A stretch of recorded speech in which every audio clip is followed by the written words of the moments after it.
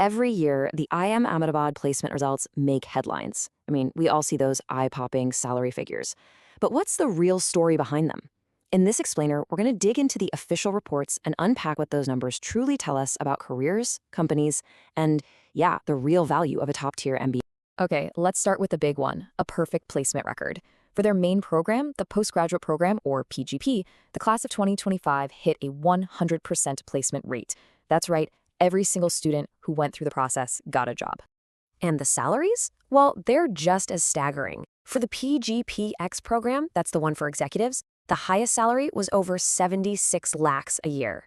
I mean, that's a kind of number that makes you stop and do a double take.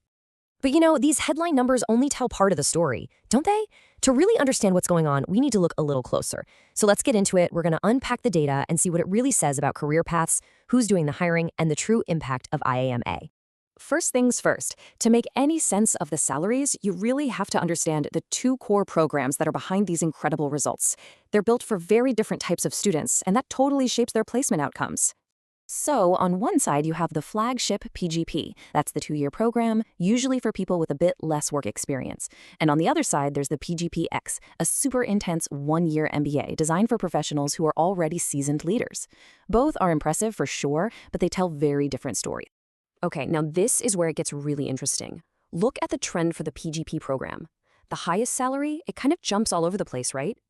I mean, look at that leap between 2024 and 2025. But here's the key. Look at the median salary.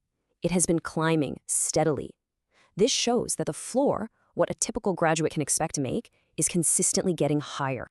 And for the PGPX graduates, who already have a ton of experience under their belts, it's a similar story. Their average salary package is on a really solid upward path. It's just clear-cut proof that companies are paying a real premium for that experienced strategic leadership. So, here's the crucial point. When you see these reports, it's so tempting to just focus on that huge highest number. But if you want the most realistic picture, the median salary is your best friend. Why? Because it isn't thrown off by 1 or 2 people who landed an absolutely massive outlier offer. It tells you what's typical.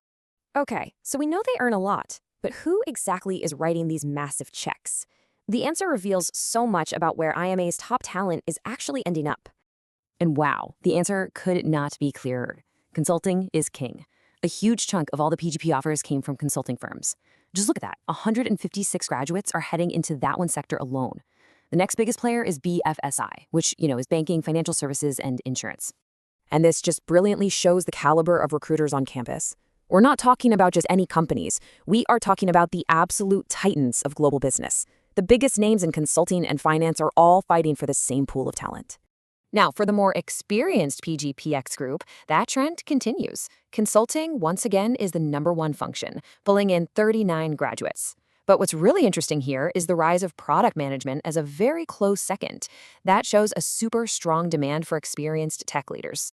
So when you put all this data together, the salaries, the sectors, the recruiters, a very, very clear conclusion starts to emerge about the unique role IIM Ahmedabad plays in India's corporate world. It's more than just a college, it's a strategic launchpad.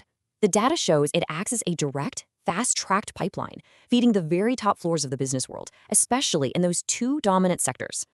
For anyone hoping to go there, this lays out a clear path. It's an incredibly challenging one, for sure, but it's clear. It all starts with the massive challenge of just getting in, then it continues with the all-important summer placements, which often turn into job offers, and then it all comes down to converting that final offer.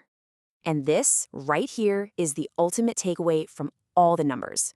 The placement figures don't just represent high salaries, they represent a powerful, concentrated flow of the nation's brightest minds into a very specific set of high-stakes industries. Which leaves us with a really critical question to think about.